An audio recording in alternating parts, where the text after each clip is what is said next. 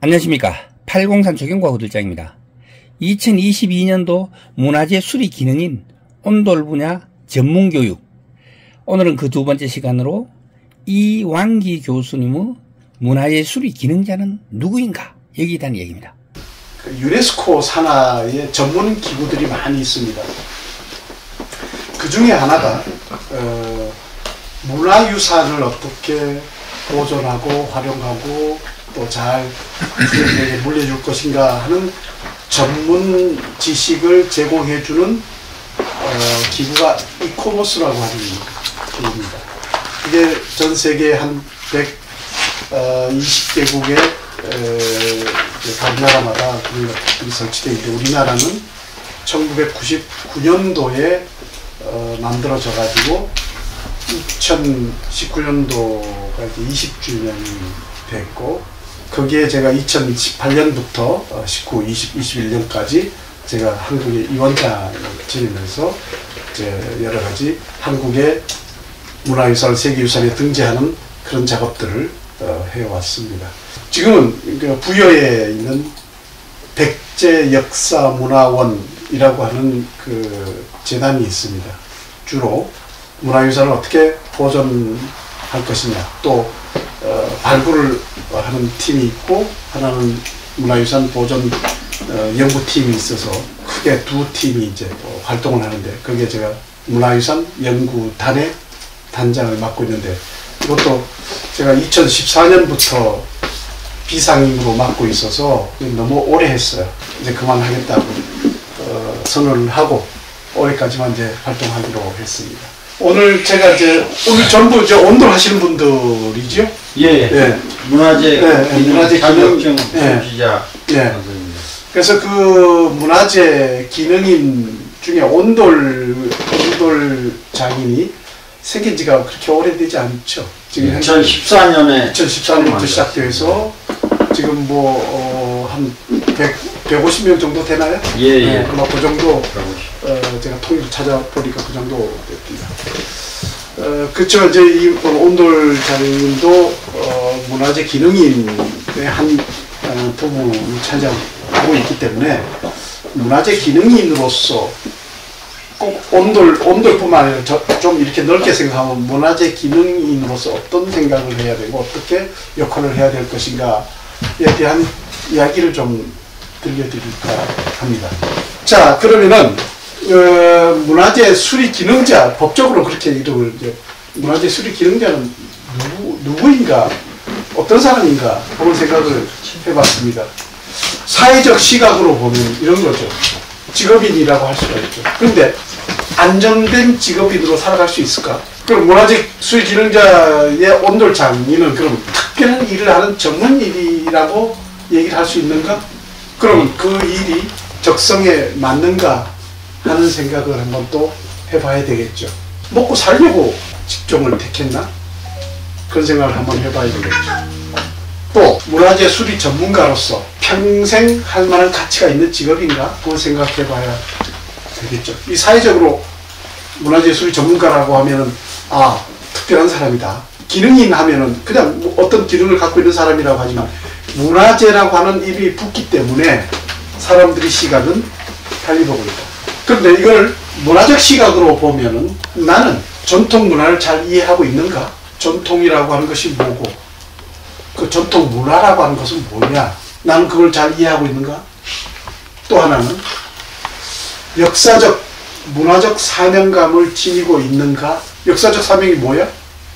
또 문화적 사명은 뭔가? 하는 것에 대해서 한번 생각을 해봐야 될 거다. 또 하나는 예술적 감각과 창조적 능력이 있는가? 이게 문화재 기능, 수리 기능자, 우리는 그냥 기술로만 이걸 제공하는 사람인가? 아니면은 내가 뭐 예술적 감각 또는 뭔가 창조적인 일을 하고 있는가 하는 걸 생각해 봐야 되겠죠. 그럼 어떤 것들은 예술적 창조력을 요구하는 분야가 있을 테고, 어떤 것들은 그냥 단순히 그 일을 그냥 답습해 오는 그런 일도 있겠죠. 수천 년 동안 우리 온돌이 이렇게 진행되어 왔었죠. 발전되어 왔었죠. 계속 새롭게 만들어 온 거죠. 계속. 처음에는 그냥 돌만 이렇게 깔았다가 쪽 구들을 했다가 외줄 구들, 두 줄 구들, 그러다가 온통 구들이 되고 이게 이제 연료가 바뀌면서 새로운 온돌로 전환이 됐죠. 나무를 떼다가 석탄을 떼다가 석유를 떼다가 가스를 떼다가 전기로 바뀌면서 온돌이 어떻게 변화됐어요. 그러니까 새로운 창조죠. 그러면 문화재 수리 기능자는 어떤 사람인가 하는 것을 한번 생각해 봤습니다. 사회적 정의로 보면 이런 거예요. 문화재 수리 기술자의 지도 감독을 받아서 문화재 수리에 관한 기능적인 업무를 담당하는 자. 이게 사회적 정의, 문화재 수리 등에 관한 법률에 이렇게 나와 있어요. 문화재 기능인은, 문화재 기능자는 수리 기술자의 지도를 받아서 문화재 수리에 관한 기능적인 업무를 담당하는 자예요. 문화재청에서 기능자들의 작품 활동을 위해서 보조금을 또 줘. 근데 문화적 정의로 보면은 그렇지 않아요. 문화적으로 보면 전통 문화를 전수하는 전문가예요. 기능자는 온돌 그 전통을 잘 전수해서 후세에 전해줘야 되는 전문가예요. 문화재 수리 기능자의 그런 의무는 뭐냐? 그것도 나눠서 사회적 의무와 문화적 의무로 한번 구분해보자. 사회적 의무는 뭐냐? 실의와 성실로서 업무를 수행할 것, 문화재 수기 등의 기준에 맞게 업무를 수행할 것. 이게 법률적으로 이렇게 정해진 거예요. 사회적으로. 문화재 수기 등의 기준에 맞게 업무를 수행하는, 그러니까 정해진 매뉴얼에 따라서 성실하게 일을 하는 것이 사회적 의무예요. 법률에 그렇게 나왔어요. 그런데 그걸 문화적으로 다시 한번 생각해 보자고요. 전통 문화를 잘 이해하고 사랑하는 마음을 지니고 있어야 된다. 그러니까 이 사회적 의무로 보면 이런 건 다 필요 없는 거예요. 전통 문화 이해할 필요도 없고 역사적 문화적 감각 가질 필요도 없고 아무도 필요 없어. 그냥 기능적으로 일만 잘하면 되는 거예요. 성실하게 일만 잘하는 것이 사회적으로 보는 문화재 수리 기능자의 의무예요. 역사 배울 필요 없고 전통 문화 알 필요 없고 다른 문화 필요 없어. 그게 우리가 생각해 봐야 된다. 왜 전통 문화를 배우고 그런 것들이 몸에 배어 있을 때 문화재 일을 할 때 훨씬 더 효과적으로 책임감 있게 할 수 있다. 그게 문화적으로 보면 전통 문화를 잘 이해하고 사랑하는 마음을 가지고 있어야 된다는 거예요. 문화재 기능인, 예를 들어서 그냥 온돌 하시는 분들, 그냥 나 온돌로 와 이런 것보다 문화재 기능인으로서의 온돌공이다, 온돌 장인이다. 그럼 벌써 사람들이 달리 보거든요. 거기에는 이런 것들이 들어가야 돼요. 전통 문화를 잘 이해하고 있을 것이다. 또 문화재를 사랑하고 있을 것이다. 역사적, 문화적 감각이 있을 것이다. 그리고 예술적 감각과 창조적 능력이 있을 것이다. 이렇게 이미 다른 시각으로 그 사람을 보게 된다는 거죠. 그래서 지금 문화재청에서 생각하는 기능인의 이 시각하고 일반 사회인들이 생각하는 문화재 기능인 시각은 전혀 다르다. 문화재 수리 기능인 협회 얘기를 좀 하죠. 그래서 문화재 수리에 대한 현장 기능을 같이 기능 인력이 이제 모여 있는 곳이죠. 그래서 문화재 수리 현장을 효율적, 체계적으로 관리함으로써 부실 시공을 방지하고 철저한 문화재 운영 보존을 기하고 문화재 수리 기술자의 감독하에 문화재 수리에 관한 업무를 담당하는 전문 인력들이 문화재 수리 기능인이고 그것을 협회라는 걸로 이렇게 만들어서 활동을 하고 있죠. 지금 여러분들 혹시 하는 이 일에 대해서 경력 관리 누가 하고 있는지 아세요? 여러분들의 온돌 온돌 장인으로서 경력 관리 아무도 해준 데가 없어요. 누가 해줘요? 어디 가서 중요한 문화재 수리를 했다. 그거 했다는 증명을 누가 해줘요? 또 그런 것들이 여러분들의 이제 그 경력상으로 이렇게 쌓일 텐데 그런 것들을 누가 해줄 거냐? 문화재청 안 해주잖아요. 기능협회 못하잖아. 법률적으로 못하잖아. 그럼 누가 해? 그러니까 그걸 할 수 있도록 어떻게 만들어야죠. 결국은 기능인, 장인이 하는 거예요. 옆 나라 일본에는 여기 하나만 예를 들면 민속마을이라고 하는 게 우리는 7곳이잖아요. 일본에는 150개예요. 150곳. 그 정도. 웬만하면 우리하고 좀 명칭이 다른데 일본은 전통적 분종을 보존지구로 해서 이렇게 묶어서 지역으로 묶어서 이렇게 보존하죠. 근데 우리는 그런 게 없어요. 민속마을로. 자, 이제 문화재 기술 환경이 변화되고 있다는 얘기를 좀 장인 그리고 기능의 환경이 변화되고 있다. 문화재 기능인이 가져야 할 전 두 가지 활동이 필요하다고 생각해요. 하나는 전통 문화를 잘 그러니까 온돌의 전통을 잘 보존해야 되는 것하고 또 하나는 지속적으로 이게 발전해 갈 수 있도록 기술을 익혀야 된다. 두 가지 필요하다고 생각해요. 인거쟁이는 조선시대에 조선 후기에 들어와서 인거쟁이가 나타나기 시작해요. 그전에는 없었어요. 그러면 인거쟁이가 나타나면서 어떤 현상이 벌어지냐면 판재를 손쉽게 만드는 거예요. 판재를. 그전에는 그러면 어떻게 했냐. 전부 짜기로 이렇게 도끼로 쪼개가지고 짜기로 이렇게 했기 때문에 판재 만들기가 굉장히 어려웠어요. 그래서 판재로 하는 거 될 수 있으면 못했어요. 그걸 만들기 어려우니까. 그런데 조선 후기가 되면서 도구가 발달하면서 나타난 게 바로 인거쟁이에요. 인거쟁이 나와가지고 이걸 켜는 거예요. 켜니까 판재가 쉽게 나오잖아요. 근데 인거쟁이 중에서도 기술이 좋은 사람은 품삯을 더 받아요. 왜 그런지 아세요?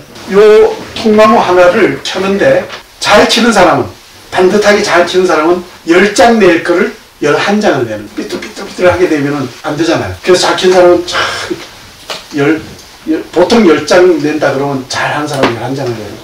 그러니까 판재 하나가 돈이 얼마예요? 그러니까 품삯을 더 주는 거예요. 그냥 옛날에는 이제 정으로 이렇게 쪼아가지고 판재를 만들었는데 요즘 어떻게 기계 톱으로 쫙 썰어오면 판석 쓰잖아요. 그죠? 왼쪽에 있는 짜기가 우리나라 전통 짜기고 오른쪽에 있는 짜기는 일본 짜기예요. 석가래 깎을 때 요렇게 깎았어요. 옛날에.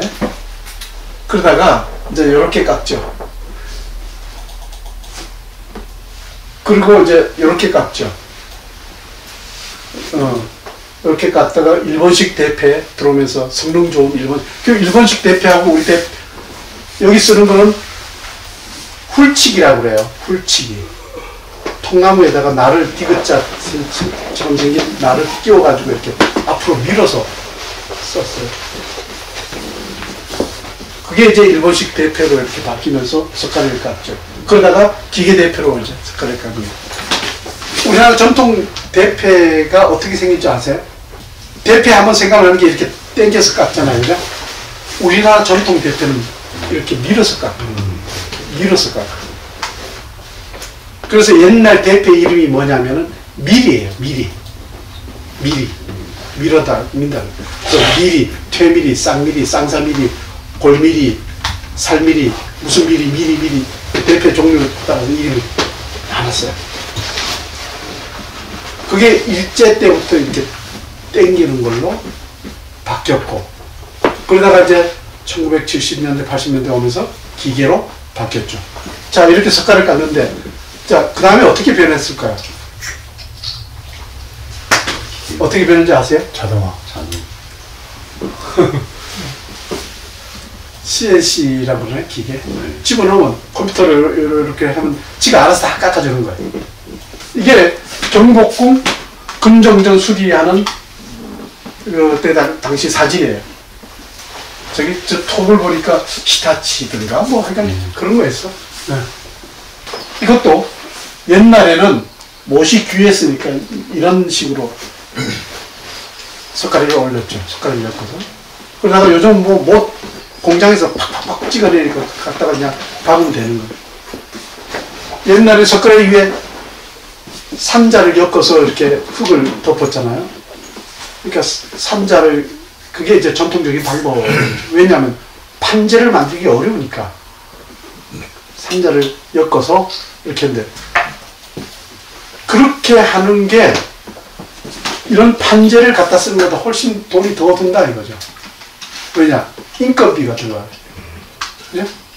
전통 기술의 개념을 어떻게 볼 거냐. 기술과 조형은 끊임없이 변화하고 있다. 시대 상황, 의식구조, 사회문화, 기술과 연장의 발전에 따라서 이게 바뀌고 있다. 진화라고 해야 될지, 진화까지는 뭐 그런데 어쨌든 바뀌고 있다. 그럼 한국의 전통 조형과 기술도 이러한 큰 변화 틀 속에서 함께 바뀌고 있다. 바뀔 수밖에 없다. 그럼 전통 기술의 개선 발전하는 것을 어떻게 할 거냐 하는 것도 우리가 생각해내야 된다. 이제 사회적 요구와 기술 발전에 대한 가치 창출이 필요하다. 그래서 저는 기능인들에게 두 가지를 요구합니다. 하나는 전통 기법, 기술 이걸 잘 지키는 능력이 있어야 된다. 다른 하나는 그 전통 기법을 응용한 새로운 기술이 만들어져야 된다. 기술은, 그래서 전통 기술 개선과 발전을 어떻게 할 거냐. 기술의 속성은 지속적으로 변하고 있다는 거예요. 온돌 기술 계속 바뀌고 있잖아요. 조선시대도 바뀌고 있고, 그죠? 고려시대도 바뀌었어. 계속 바뀌어왔다고. 지금도 바뀌고 있고. 기술은 지속적으로 변화될 수밖에 없다. 그 변화 과정은 기능성, 효율성을 동반하고 있다. 그러니까 어떻게 하면은 기능적으로, 어떻게 하면은 효율성을 높일 거냐 하는 쪽으로 계속해서 생각하기 때문에 바뀔 수밖에 없는 거예요. 전통 기술은 화석화된 기술이 아니라 보존 개선되는 기술이어야 된다고 생각합니다. 한편에는 옛날 기법, 기술 이걸 잘 보존하는 것도 있어야 되고, 한편은 이게 새로운 방향으로 또 이렇게 발전해가는 것도 필요하다. 여러분들이 지금 문화재 기능인으로 이제 등록이 되어 있지만 문화재로 먹고 살 수 없잖아요. 안 되잖아요. 그럼 어떻게 해야 돼요? 현대 온도를 익혀서 그걸로 새로운 가치를 창출할 수 있어야 된다. 할 줄 알아야 된다. 난 문화재 기능이기 때문에 그거 못해. 나 할 필요도 없고 안 할 거야. 그건 말이 안 되잖아요. 먹고 살 수가 없지. 문화재 보존 두 가지 원칙을 저는 얘기해요. 하나는 조형성이다. 형태가 옛날 형태를 잘 가지고 있어야 된다는 거죠. 오정 보존이죠. 두 번째는 그걸 만드는데 전통 기술이 포함되어야 된다. 예를 들어서 옛날 집을 보수하는데 똑같이 보수하는데 이걸 현대 기술로 했다. 공장에서 깎아오고 뭐 이렇게 해서 했다. 과연 그걸 이게 진짜 문화재야 라고 얘기할 수 있을까? 그래서 전통적인 형식도 중요하고 또 하나는 전통적인 기술도 중요하다. 전통 기술과 문화재로 보면은 기법은 도구로 표현되고 문화재는 기법이 조합이 돼서 만들어낸 것이다. 그래서 그러한 기술은 문화재 조형에 직접적인 영향을 주게 된다. 우리 민족의 조형은 우리 민족 기술이 만드는 하나의 특징이라고 할 수가 있겠죠. 그래서 전통 법식과 기법은 우리가 의식하지 못하는 사이에 서서히, 아주 서서히 바뀌고 있다. 근데 그게 근래에 들어와서는 아주 빠르게 바뀌고 있다. 그 변화의 가장 큰 원인은 기술의 변화다. 그 기술의 변화에 가장 큰 요인은 도구가 바뀌고 있다. 도구가 급속하게 바뀌는 바람에 기술이 바뀌고, 기술이 바뀌면서 조형이 바뀌고, 조형이 바뀌면서 전통 문화가 바뀌고 있다.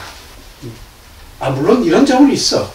대충 해놓고 그 다음에 또 수리하게 빨리빨리 수리고대 빨리빨리 돌리면 그것도 방법이지만 양심상 그건 안 되잖아. 그죠? 네.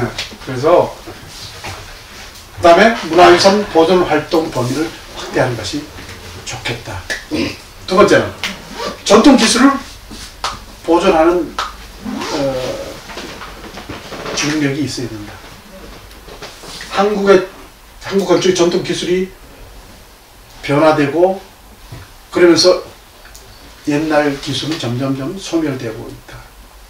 그걸 한편에서는 지켜야 돼요. 그러지 않으면은 이건 나중에 결국 사라지고 말죠. 제가 그런 어떤 신문에도 그런 칼럼을 한번 쓴 적이 있는데, 우리나라 말이면서 우리가 알아들 수 없는 말이 있죠, 그죠? 어디 말이에요? 제주도 방언, 제주도 말, 사투리. 아주 오리지널 제주도 말 하면 우리 잘 못 알아듣잖아요. 점점 이제 희석되고 없어져서 앞으로 수년 후면은 없어질지도 모르죠. 인류가 만든 문화잖아요, 이것도. 그리고 그래서 저는 그거를 강력하게 반대를 하는데, 표준어라고 하는 말의 표준어라고 하는 단어, 말이 어떻게 표준이 어디 있어요? 그 표준어 정의가 뭐냐? 서울 사는 보통 사람들이 쓰는 말이라고 하잖아요, 그죠? 서울 사람들이 보통 서울 사람들이 쓰는 말, 그게 어떻게 표준어가 될 수 있나요? 말이 어떻게 표준이 돼요? 그러면은 서울이 이제 수도죠. 예를 들어서 세종시가 수도가 됐다. 세종시에 사는 보통 사람들이 쓰는 말이 그럼 표준어가 되는 거네. 그러니까 저는 이제 내 하고 싶은 얘기는 뭐냐면, 경상도 사투리, 충청도 사투리, 전라도 사투리, 제주도 사투리, 이거 잘 살려놔야 된다. 그 얘기 하고 싶은 거예요. 전 국민이 똑같은 말만 쓰면 얼마나 재미없겠어요. 아니, 전라도 사투리도 좀 있고, 강원도 사투리도 있고, 전 강원도 출신이라. 경상도 사투리도 있고, 특히 그래도 이 본토에 있는 말들은 대충 서로 소통이 되지만 제주도 말은 전혀 못 알아듣겠어요. 이거 사라지는 것도 인류가 만드는 문화유산의 상실, 소멸이라고. 그래서 나는 그것도 좀 잘 살렸으면 좋겠다. 그것 때문에 그것과 관련해서 내가 옛날에 오래된 얘기지만 유홍준 청장하고 식사하는 자리에서 제주도 말을 문화재로 지정합시다. 그런 얘기를 한번 한 적이 있어요. 그때는 근데 문화재로 지정하려면 판소리든 뭐든 문화재로 지정하려면 이제 그걸 하는 사람이 있고 그걸 이어받는 이수자가 있어야 되고 또 뭐 그런 복잡한 게 있나 봐요. 그러니까 판소리나 이런 거는 쉽게 문화재가 되는데 다른 것들은 잘 안 돼. 예를 들어서 뭐 강릉 단오제 같은 거 그것도 뭐 가능하죠. 또 뭐 아리랑 같은 거 이런 것들은 뭐 이수자가 있어 뭐가 있어. 그러니까 중국에서 단오제를 뭐 단오를 세계유산으로 등재하느니 어쩐 그런 소리가 나니까 이걸 좀 바꾼 거예요. 문화재 뭐 무슨 무형문화재 등재 요건을 이제 바꾼 거예요. 그래서 꼭 이수자가 없다 하더라도 그게 문화적 가치가 있고 뭐 이렇게 되면은 지정할 수 있다. 우리나라 전통 기술, 온돌 기술 이것도 역시 마찬가지. 점점 소멸해지고 있다. 그러니까 이건 될 수 있으면 한쪽에서는 좀 지키고 이렇게 보존할 수 있는 그런 일을 해야 됩니다. 필요하다. 거기에는 민족 역사를 이해하는 중요한 요소입니다. 또 선조들의 지혜가 거기 담겨 있죠. 마지막으로는 우리의 전통 기술이 발전해 가야 된다. 전통 기술 하나는 보존이라는 게 필요하고 하나는 그걸 바탕으로 해서 지속적으로 발전해 나가야 된다는 거죠. 온돌도 지금 많이 전통 온돌에서 시작해서 연료가 바뀌면서 연탄 떼면서 옛날 여러분들 생각나세요? 이거 뭐라 그러나 도로에 이렇게 집어넣어 가지고 레일로 해가지고 집어넣어서 했던 그렇게 바뀌었잖아요. 그 다음에 기름 떼면서 연료가 바뀌니까 이제 기름으로 어떻게 보일러를 만들었잖아요. 물론 연탄 보일러도 만들었지만 보일러를 만드니까 이제 옛날에 아파트 온돌 때문에 초기 아파트는 이 층고 이제 이만큼 높아가지고 거기 밑에다가 연탄 집어넣고 했는데 그게 이제 낮아지면서 보일러를 이렇게 하게 되죠. 지금 그보다 더 낮아졌잖아요. 뭘로 해? 전기로 그냥 얄팍한 거 하나 깔면 될 정도로. 이 온돌이 다른 나라에서는 못해서 난린가 봐요. 굉장히 이게 열 효율이 좋잖아요. 근데 이걸 어떻게 더 발전시킬 것이냐 하는 것도 우리가 또 생각해 봐야 될 것 같아요. 그래서 전통 기술이 발전해 가야 된다. 전통 기술이 과거에 이게 머물러서는 안 된다. 지속적으로 발전을 해서 현대 속에 계속 살아있어야 된다. 아파트 문화가 만들어지면서 없어진 것들이 몇 개 있죠. 우리 전통 건축에서. 장독대 없어졌잖아요. 그죠? 또 뭐가 없어. 온돌은 그러나 끊임없이 계속 살아있어. 없어진 게 많죠. 다행히 이제 이 온돌은 우리 신체 구조에 아주 딱 들어맞는 것 같아요. 그래서 저는 뭐 이런 농담을 합니다. 우리 피를 뽑아가지고 DNA 조사를 하면 거기 온돌 나올 것 같아요.